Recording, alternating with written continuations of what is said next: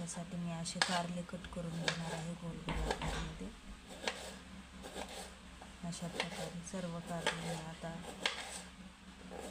Cut करून घेणार आहे.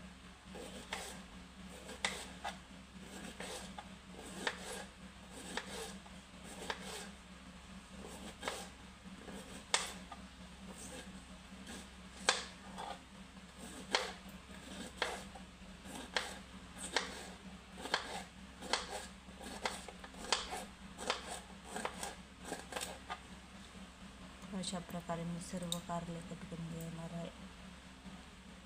अशा प्रकारे मी सर्व कारले कट करून घेतलेले आहे. आता मी यातले बी काढून घेणार आहे. अशा प्रकारे असे कट करून घेतलेले आहेत. यातले बी असं करून काढून घेणार आहे. असं घ्यायचं असं म्हणजे हे मधलं काढून टाकणार आहे बी पूर्णपणे सर्व ह्याच्यातलं. नंतर बघूया.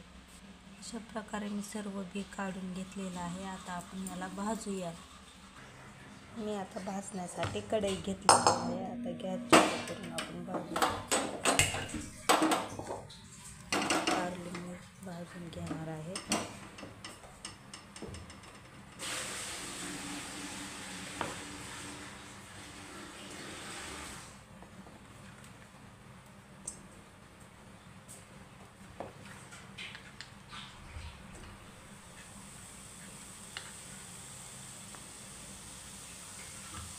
चांगले भाजून घेणार आहे. बघू शकता अशा प्रकारे मी भाजून घेत आहे.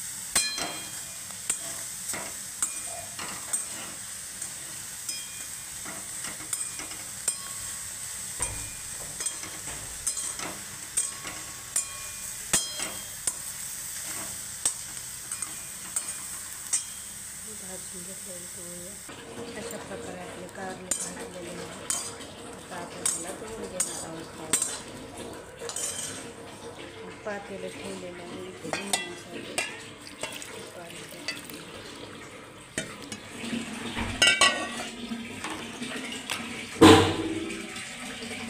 यात लसूण वाटून घेणार आहे.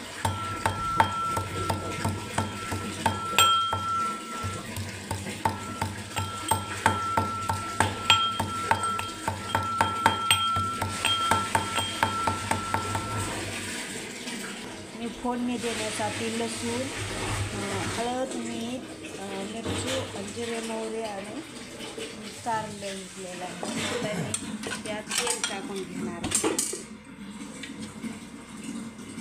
मी यात आता तेल टाकून घेणार आहे.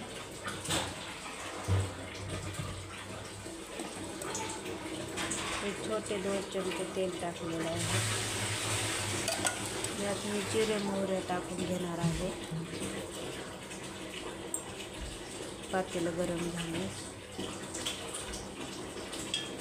बघू शकता आपलं पातेलं गरम झालेलं आहे. यात मी जिरे मोहरी टाकणार आहे.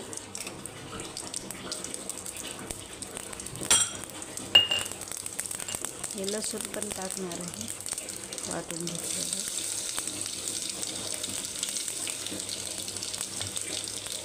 हे धुवून घेतलेलं आहे. धुवून टाकून देणार आहे कारले.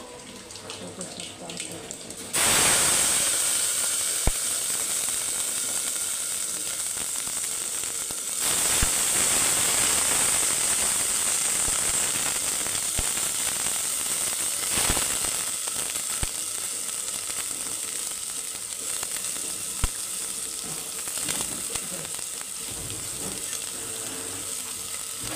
मिक्स करून घेणार.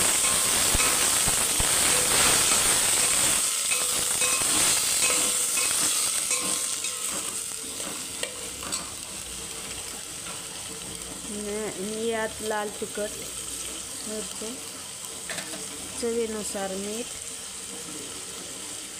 थोडीशी हळद,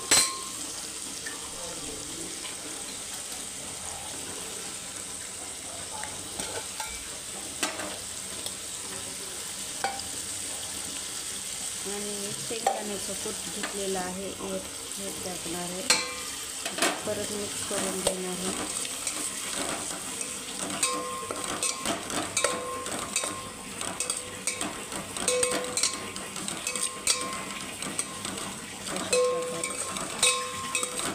झाकून ठेवणार आहे आपण. बघूयात 5 मिनिटांनी.